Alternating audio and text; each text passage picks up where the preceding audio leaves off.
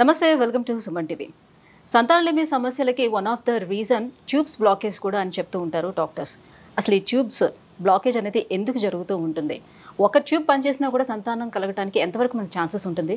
Tube బ్లాకేజ్కి ఎటువంటి treatments అందుబాటులో ఉన్నాయి? ఈ విషయాలన్నీ కూడా మనకు తెలియజేసేందుకు మనతో పాటు ఉన్నారు డాక్టర్ స్ఫూర్తి గారు from Conceive of fertility hospital, Kondapur. Hello ma'am. Hello అండి మ్యామ్, స్త్రీలలో కన్సీవ్ కాకపోవటానికి one of the reason tubes blockage అని చెప్తూ ఉంటారు కదా. అయితే ఈ ట్యూబ్స్ బ్లాకేజ్ అనేది ఎందుకు జరుగుతుంది? దీనికి కూడా ఏజ్ క్రైటీరియా అనేది ఏమైనా ఉంటుందా? 10 to 20% ఆఫ్ ఫీమేల్స్లో ఈ ట్యూబల్ ఇష్యూస్ అనేవి చూస్తుంటాము. సో ట్యూబ్ బ్లాక్ అవ్వడం, ట్యూబ్ బ్లాక్స్ అనేవి రకరకాల టైప్స్ ఉంటాయండి. అంటే 2 సైడ్స్ బ్లాక్ ఉండడము, ఓన్లీ స్టార్టింగ్ పాయింట్లో బ్లాక్ ఉండడము, ఆర్ చిన్న చిన్న ఫ్లిమ్జీ బ్లాక్స్లా ఉండడము, ఫ్లిమ్జీ అడిషన్స్లా ఉండడం, ఇలా డిఫరెంట్ టైప్స్ ఆఫ్ బ్లాక్స్ ఉంటాయి. సో అసలు ఈ బ్లాక్స్ అనేవి ఎందుకు వచ్చాయని చూస్తే first and foremost cause infections అని చెప్తాం. అంటే ట్యూబల్ ఇన్ఫెక్షన్స్, ఏదో ఒక రకమైన ఇన్ఫెక్షన్ ట్యూబ్లో మనము అది ఎప్పటి నుంచో ఉంది, అది మనం ఐడెంటిఫై చేయలేదు, ట్రీట్ చేయట్లేదు అన్నప్పుడు ఈ ఇన్ఫెక్షన్స్ అయ్యే ఛాన్సెస్ ఎక్కువ ఉంటాయి. పెల్విక్ ఇన్ఫ్లమేటరీ డిజీజ్ అంటాము. సో దానిలో ట్యూబ్ అనేది మోర్ కామన్ ఇన్వాల్వ్ థింగ్ అనమాట మొత్తం కింద పార్ట్లో. సో దానిలో ఇంకొకటి మన ఇండియాలో మోస్ట్ కామన్ రీజన్ లాగా టీబీ లాగా చెప్తామండి, ట్యూబర్క్యులోసిస్. సో టీబీ అనగానే చాలా మంది ఏంటంటే ఓన్లీ లంగ్స్లో వస్తుంది, దగ్గు ఉంటుంది అందరికీ అనుకుంటారు. బట్ ఇది అలా కాదండి. జెనైటల్ టీబీ ఏంటంటే ఎటువంటి సిమ్టమ్స్ ఉండకపోవచ్చు. కొంచెమందిలో ఏంటంటే పీరియడ్ ఇర్రెగ్యులర్ రావడము, సరిగా రాకపోవడము, ఇలాంటి కొంచెం ఇష్యూస్ ఉంటాయి. ఆర్ లోవర్ బ్యాక్ పెయిన్లా ఉండడము తప్ప మేజర్గా మనం ఐడెంటిఫై చేయలేం. సో ఈ టీబీ ఇన్ఫెక్షన్ అనేది సపోజ్ ట్యూబ్లో వచ్చింది అన్నప్పుడు ట్యూబ్ కంప్లీట్గా డ్యామేజ్ అయిపోయి బ్లాక్ అయ్యే ఛాన్సెస్ చాలా ఎక్కువ ఉంటాయి. అలాగే కొన్ని బ్యాక్టీరియల్ ఇన్ఫెక్షన్స్ ఉంటాయి అనమాట. మనము అది ఎప్పుడైతే ఐడెంటిఫై చేయకపోవడము, దానికి కరెక్ట్ ట్రీట్మెంట్ ఇవ్వకపోవడం, వాళ్ళు చెప్తుంటారు పేషెంట్స్, అంటే మా యంగ్ ఏజ్లో ఊరుకుకే అట్లా అబ్నార్మల్ ఫౌల్ స్మెల్లింగ్ డిశ్చార్జ్ కొంచెంమందిలో ఉంటుంది, అది కూడా అందరిలో ఉండాలని లేదు. రికరెంట్ ఫౌల్ స్మెల్లింగ్ డిశ్చార్జ్ లాగా ఉంది, ఫీవర్స్ వచ్చేవి, అలా హిస్టరీ బ్యాక్ వెళ్ళినప్పుడు ఒక్కొక్కసారి కొంతమందికి హిస్టరీ ఉంటుంది, కొంతమందికి ఎటువంటి సిమ్టమ్స్ ఉండవండి. సో ఇన్ఫెక్షన్స్ ఉండి అవి సరిగ్గా ట్రీట్ చేయకపోవడం వల్ల పెయిన్ రావడం లాంటిది కొంచెంమందిలో ఉంటాయి, అందరికీ ఉండాలని ఉండదు అది. సో పెయిన్ రావడము, foul smelling vaginal discharge, back pain, so ఇలా. అండ్ కొంచెమందిలో మెన్స్ట్రల్ అబ్నార్మాలిటీస్ అనేవి ఉంటాయి. పీరియడ్స్ రాకుండా ఆగిపోతాయి. కొంచెమందిలో ఎస్పెషలీ ట్యూబర్క్యులోసిస్ అనేది మనకి ట్యూబ్లో ఉంటుంది, లైనింగ్లో ఉంటుంది, ఎక్కడైనా రావచ్చు. సపోజ్ లైనింగ్లో వచ్చినప్పుడు ఆ పొర అనేది చాలా థిన్గా ఉందనుకోండి, ఆ డ్యామేజ్ అయిపోయి థిన్ అయిపోయినప్పుడు కంప్లీట్ పీరియడ్స్ ఆగిపోవడం కూడా చూస్తుంటాం మనం. అంటే ఎక్కువగా అబార్షన్స్ అవ్వడం, లేదంటే ఎక్టోపిక్ ప్రెగ్నెన్సీ లాంటిది రావడం, ఇవి కూడా కాజ్ అవుతుందంటారు. ట్యూబల్ ఇష్యూస్ ఉన్న వాళ్ళకి నార్మల్గా ఎగ్ స్పర్మ్ అనేది ట్యూబ్లోనే ఫర్టిలైజ్ అవుతుందండి. సో కలయిక అనేది ట్యూబ్లోనే అవుతుంది. అలా అయిన తర్వాత ట్యూబ్ లోపల చిన్న హెయిర్ లాంటి స్ట్రక్చర్స్ ఉంటాయి, సీలియా అంటాం. అవి ఏం చేస్తాయంటే కరెక్ట్గా బీట్ చేస్తూ ఉండాలి. ఆ ఫామ్ అయిన ఎంబ్రియోని బీట్ చేసుకుంటూ యూట్రస్ లోపల పుష్ చేస్తుంది. సో ఒకవేళ ఈ సీలియా ఏమైనా డ్యామేజ్ ఉందనుకోండి, ఎక్కడైతే ఫామ్ అవుతుందో అక్కడే అతుక్కునే ఛాన్స్ ఎక్కువ ఉంటుంది. సో అలాంటి వాళ్ళకి ట్యూబల్ ఎక్టోపిక్స్ అనేవి ఎక్కువ వచ్చే ఛాన్సెస్ ఉంటాయి. సో అండ్ ఇంకొకటి ఆ మజిల్ అనేది కరెక్ట్గా బీట్ అవ్వట్లేదు, అదేమైనా రివర్స్గా వెళ్తుంది, అలాంటప్పుడు కూడా మనకి ఆ ట్యూబల్ ఎక్టోపిక్ ప్రెగ్నెన్సీస్ అనేవి ఎక్కువ ఫామ్ అయ్యే ఛాన్సెస్ ఉంటాయి మనకి. సో అలా ఎక్టోపిక్ వచ్చిన వాళ్ళకి ఎస్పెషల్లీ డౌట్ ఉంటుంది, వాళ్ళకి ఏమైనా ట్యూబ్ అన్హెల్దీ ఉందా అన్నప్పుడు వాళ్ళకి ఎప్పుడైతే ఎక్టోపిక్ ట్రీట్మెంట్ అంతా అయిపోయిన తర్వాత వాళ్ళకి ట్యూబల్ ఇవాల్యుయేషన్ కూడా నెక్స్ట్ చేస్తూ ఉంటాం, మళ్ళీ రాకుండా ప్రివెంట్ చేయడానికి ఏం చేయాలి అనేది. అప్పుడు కూడా ట్యూబ్ డ్యామేజ్ అయ్యే అవకాశం ఏమైనా ఉంటుందా? ఎప్పుడండి? ఎక్టోపిక్ ప్రెగ్నెన్సీ వచ్చిన వాళ్ళకి కూడా. సో ఎక్టోపిక్ ప్రెగ్నెన్సీ వచ్చిన తర్వాత మనకి 2 ఆప్షన్స్. మనం ఒకవేళ ఎర్లీగా డయాగ్నోస్ చేసామంటే మెడికల్ మేనేజ్మెంట్ అనేది చేస్తే సరిపోతుంది, ట్యూబ్ని తీయాల్సిన అవసరం ఉండదు. సో వెంటనే మనము కొన్ని టాబ్లెట్స్ ఉంటాయి, ఆ టాబ్లెట్ ఇంజెక్షన్స్ ఉంటాయి, అవి ఇచ్చి అది కరిగిపోయేలాగా చేస్తాం. ఒక్కొక్కసారి కొంతమందికి డీలే డయాగ్నోసిస్ ఉంటుంది, పెయిన్ అనేది వస్తుంటుంది, బ్లీడింగ్ వస్తుంది, బట్ పట్టించుకోరు, అంటే ఏదో నార్మల్గా అనుకొని వదిలేయచ్చు. సో అలా అయినప్పుడు ఏమవుతుందంటే ఒక్కొక్కసారి ట్యూబ్ రప్చర్ అయ్యే రిస్క్ ఉంటుందండి. అలా రప్చర్ అయిన తర్వాత మాత్రం మనం చేసేదేమి ఉండదు. ఏ సైడ్ అయితే ట్యూబ్ రప్చర్ అయిందో ఆ ట్యూబ్ని కంప్లీట్గా తీసేయాల్సి వస్తుంది. సో సర్జికల్ మేనేజ్మెంట్ అంటాం.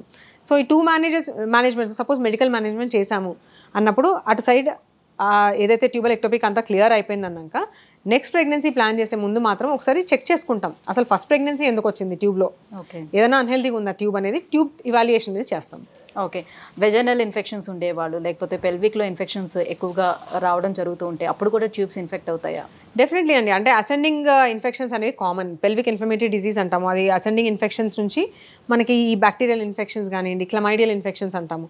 సో అవి ఏదైనా వెళ్ళి మళ్ళీ ఫైనల్గా ఆ ట్యూబ్లో, ఒకవేళ ఆ ట్యూబ్లో ఇన్ఫెక్ట్ అయింది అని అంటే అక్కడే పస్ ఫామ్ అవ్వడము, దాంతో లోపల అతుకులు ఫామ్ అవ్వడము, బ్లాక్స్ అనేవి అయిపోవడము, హైడ్రోసాల్పింగ్స్ అంటాము. అంటే ట్యూబ్ లోపల అది చాలా స్వెల్ అయిపోయి, నార్మల్గా ట్యూబ్ అనేది చాలా సన్న చాలా సన్నగా ఉంటుందండి. అలా కాకుండా చాలా లావ్ అయిపోయి దాని లోపలంతా పస్ అక్యుములేట్ అయిపోయి ఒక్కొక్కసారి బ్లడ్ అక్యుములేట్ అయిపోయి హైడ్రోసాల్పింగ్స్ లా అని చెప్తుంటాం. సో చిన్నప్పటి నుంచే డయాబెటీస్ ఉంది అని అనుకోండి లేడీస్లో, సో వాళ్ళకి ఈ ఛాన్సెస్ ఎక్కువగా ఉండే అవకాశం ఏమైనా ఉంటుంది? డయాబెటీస్కి జనరల్గా వాళ్ళల్లోనే ఎక్కువగా వెజనల్ ఇన్ఫెక్షన్స్ వస్తూ ఉంటుంది, వల్వా దగ్గర ఎగ్జాక్ట్లీ. సో ఈ అన్కంట్రోల్ డయాబెటీస్ ఉన్న వాళ్ళకి ఇన్ఫెక్షన్స్, ఈ ఎస్పెషలీ క్యాండిడల్ ఇన్ఫెక్షన్స్ అని అంటాము, అవి ఎక్కువ ఉండే ఛాన్స్ ఉంటుంది. బట్ దానివల్ల ట్యూబ్ బ్లాక్ అయ్యేది ఎక్కడా లేదండి. సో బ్లాకేజెస్ అయ్యాయని మనం ఎలా తెలుసుకోగలుగుతాం మ్యామ్? సో నార్మల్గా ట్యూబ్ బ్లాక్స్ అనేవి మనకి ఈ as a part of infertility ఇవాల్యుయేషన్లోనే బయటపడతాయండి. మనం బేసిక్ ఇవాల్యుయేషన్లో ఇప్పుడు ఒక కపుల్ వచ్చారు, ప్రెగ్నెన్సీ రావట్లేదు అన్నప్పుడు వాళ్ళకి కొన్ని బ్లడ్ టెస్ట్ చేస్తుంటాము, వైఫ్కి స్కాన్ చేస్తాము. స్కాన్లో కూడా మనకి ట్యూబ్ బాగా స్వెల్లింగ్ అయ్యి ఎక్కువ హైడ్రోసాల్పింగ్స్లా ఉంటే తప్ప మనకి స్కాన్లో కనిపించదు, బికాస్ చాలా సన్నగా ఉంటుంది కాబట్టి. సో అలాంటి వాళ్ళకి మనం ట్యూబ్ టెస్ట్ కూడా చేస్తాం అనమాట బేసిక్ ఇవాల్యుయేషన్లో. సో ఈదర్ హిస్టోసాల్పింగోగ్రామ్ ఆర్ సోనోసాల్పింగోగ్రామ్ అనే 2 టెస్టులు ఉంటాయి. సో దీనిలో ఏంటంటే మనము కింద నుంచి డై పుష్ చేస్తాము.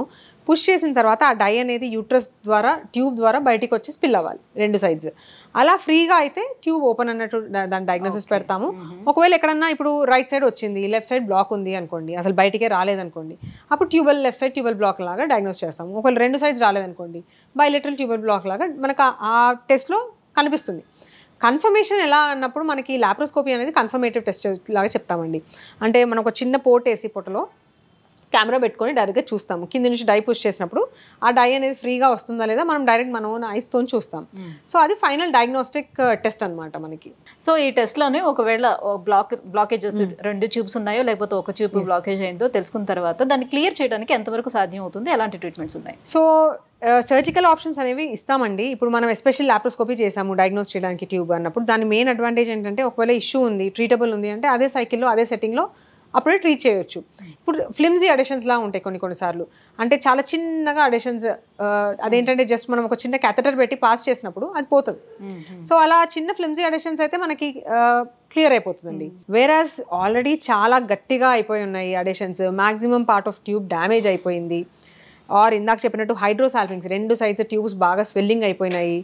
అలా ఉన్నప్పుడు మాత్రం ఒక్కొక్కసారి ఈవెన్ ట్యూబ్ రిమూవ్ చేయాలనే ఆప్షన్ కూడా చెప్తుంటామండి. బికాస్ అట్లా డ్యామేజ్ అయిన ట్యూబ్ని మనం సర్జరీ చేసి రిపేర్ చేసినా కూడా మళ్ళీ ట్యూబ్లోనే ప్రెగ్నెన్సీ వచ్చే రిస్క్ చాలా ఎక్కువ ఉంటుంది వాళ్ళకి.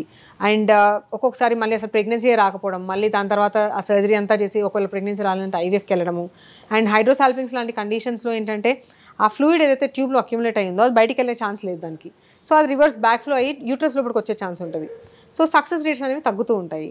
సో అలా ఉన్నప్పుడు మనం జనరల్గా సర్జికల్ మేనేజ్మెంట్ అండ్ మరి క్లియర్ చేయగల ఒకవేళ చిన్న అడిషన్స్ లాగా ఉన్నాయంటే మాత్రం దానికి క్లియర్ చేసే ఆప్షన్స్ ఉంటాయి. వేరస్ బాగా థిక్ అడిషన్స్ లాగా ఉన్న ట్యూబ్ చాలా డ్యామేజ్ అయిపోయి ఉన్న ట్యూబ్ని కూడా తీసేయాల్సిన అవసరం ఉంటుంది. ట్యూబ్ని తీసేసేటప్పుడు దాంతో పాటుగా ఓవరీస్ని కూడా తీయించుకోవాల్సిన అవసరం? నో అస్సలు ముట్టుకోమండి. ఓవరీని అసలు టచ్ కూడా చేయము. ఎస్పెషలీ యంగ్ విమెన్లో ఓవరీ అనేది అసలు రిమూవ్ చేయొద్దు. ఏదన్నా ఇష్యూ ఉంది ఓవరీలో పెద్ద సిస్ట్ లాగా ఒకటే మనకి ఇప్పుడు లాప్రోస్కోపీ చాలా మందికి భయం ఉంటుంది ఓవరీస్ ని అట్లానే వదిలిపెట్టేసి, ఈవెన్ యూట్రస్ తీసుకునే వాళ్ళకి కూడా భయం ఉంటుంది ఓవరీస్ ని వదిలిపెడితే అది క్యాన్సర్ ఎక్కడ. లేదండి, ఇన్ఫాక్ట్ యూట్రస్ తీసే వాళ్ళకి ఇప్పుడు 40 years వాళ్ళకి ఏదైనా మెడికల్ రీజన్ వల్ల యూట్రస్ తీసినా కూడా ఓవరీని జనరల్గా టచ్ చేయమండి.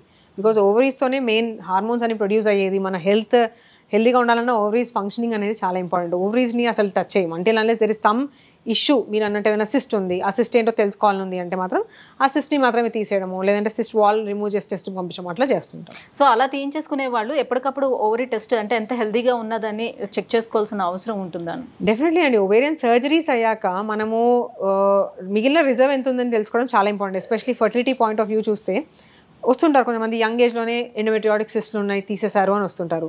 వాళ్ళకి చూస్తే రిజర్వ్ ఒక్కొక్కసారి తక్కువ కనిపిస్తుంది. సో అట్లా సర్జరీస్ ఏమైనా ఓవరీస్ మీద ఎస్పెషలీ అయినప్పుడు ఓవేరియన్ రిజర్వ్ ఎలా ఉందని తెలుసుకోవడానికి మనకి స్కాన్స్ అవైలబుల్ ఉన్నాయి. అండ్ ఆల్సో ఏఎంహెచ్ టెస్ట్ అనేది ఉంటుందండి. సో దానిలో మనకి ఓవేరియన్ రిజర్వ్ ఎంత ఉందని చెప్తే దాన్ని బట్టి మనం నెక్స్ట్ అంటే ఇదర్ ఫ్రీజింగ్ చేసుకోవడమా, ఆల్రెడీ ఎగ్స్ తగ్గిపోయినాయి అన్నప్పుడు ఇంకా మ్యారేజ్ కాలేదు వారు ఇప్పుడే చేసుకోవట్లేదు అన్నప్పుడు ఇదర్ ఫ్రీజ్ చేసుకోవడమా, లేదంటే ఆల్రెడీ ఏజ్ అంటే ప్రెగ్నెన్సీ కూడా ప్లాన్ చేసిన వాళ్ళకి తొందరగా ప్లాన్ చేయమండము అట్లాంటివి చెప్తూ ఉంటాం అనమాట. ఓకే. సో ఇప్పుడు ఒకటే ట్యూబ్ కనుక హెల్తీగా ఉన్నట్లయితే ప్రెగ్నెన్సీ ఛాన్సెస్ ఎంతవరకు ఉంటుంది? ఇప్పుడు ఏ సైడ్ అయితే ఇప్పుడు suppose left side tube open ఉంది, లెఫ్ట్ సైడ్ ఎగ్ పెరగడానికి మనకి ఎగ్ వచ్చింది అనుకోండి వాళ్ళకి న్యాచురల్గా వచ్చే ఛాన్స్ ఉంటుందండి ఆ సైకిల్లో. బట్ ఇప్పుడు ఒక లెఫ్ట్ సైడ్ ట్యూబ్ ఓపెన్ ఉండి రైట్ సైడ్ ఎగ్ పెరిగినప్పుడు మాత్రం ఆ సైకిల్ వేస్ట్ అవుతుంది, వాళ్ళకి ప్రెగ్నెన్సీ ఛాన్స్ దానిలో ఉండదు. సో అలా ఒకటే ట్యూబ్ ఉన్నప్పుడు ఏం చేస్తామంటే వాళ్ళకి సూపర్ ఓవ్యులేషన్ ప్లాన్ చేస్తామంటే నార్మల్గా ఎవరికైనా ఒక ఎగ్ పెరుగుతుంది, అలా కాకుండా 2x పెరిగేలాగా మనం కొన్ని టాబ్లెట్స్ ఎక్స్ట్రా ఇచ్చామనుకోండి, సపోజ్ ఒకటి లెఫ్ట్ సైడ్ వచ్చినా కూడా, అంటే ఎట్ సైడ్ ఓపెన్ ఉందో అటు సైడ్ వచ్చినా వాళ్ళకి ప్రెగ్నెన్సీ న్యాచురల్గా కూడా ప్లాన్ చేయొచ్చండి. సో ఇలా సింగిల్ ట్యూబ్ ఉండే వాళ్ళకి కూడా మీరు ఐయుఐ కానీ ఐవీఎఫ్ కానీ ఇలాంటి ట్రీట్మెంట్స్ ఏమైనా సజెస్ట్ చేస్తారంటారు? Only because of single tube ఉంది కాబట్టి ఐవీఎఫ్ లాంటివి చెప్పమండి. ఇప్పుడు సింగిల్ ట్యూబ్ ఉంది, ఒకవేళ ఎగ్ రిజర్వ్ కొంచెం తగ్గుతుంది, లేదంటే మెయిల్లో కూడా ఇష్యూ ఉంది, ఏదైనా ఇండికేషన్ పర్సే ఉంది, ఇప్పుడు డైరెక్ట్ ఐఓఐ ఇండికేషన్స్ ఉన్నాయి, ఐవీఎఫ్ ఇండికేషన్ ఉంది అంటే మాత్రం చేయొచ్చు. కానీ జస్ట్ బికాస్ సింగిల్ ట్యూబ్ ఉంది కాబట్టి డైరెక్ట్ ఐవీఎఫ్, డైరెక్ట్ ఐఓఐ లాంటివి చేయమండి general. Thank you so much ma'am. So tubes బ్లాకేజెస్కి అసలు రీజన్స్ ఏంటి, అసలు ఎలాంటి ట్రీట్మెంట్ కన్సీవా హాస్పిటల్లోనే అవైలబుల్ ఉన్నాయి, ఇవన్నీ కూడా తెలియజేసినందుకు thank you so much. Thank you.